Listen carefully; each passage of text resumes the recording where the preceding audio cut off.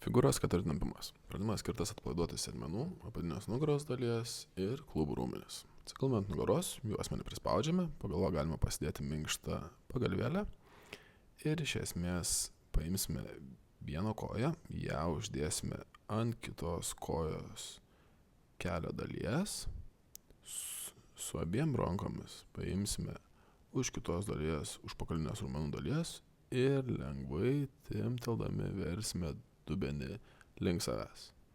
Viską reikia daryti iki skausmo ribų, kad jaustųsi sėdmenų tempimas. Darome 3-4 pakartojimus su viena koja, lengvai padedame ant žemės, ir užkeliame kitą koją. Keliame ties kulkšnimi ant kitos kojos kelieno dalies ir su abiem rankom paėmė užpakalinį raumenų grupę bei lengvai keliame dubenį link savęs.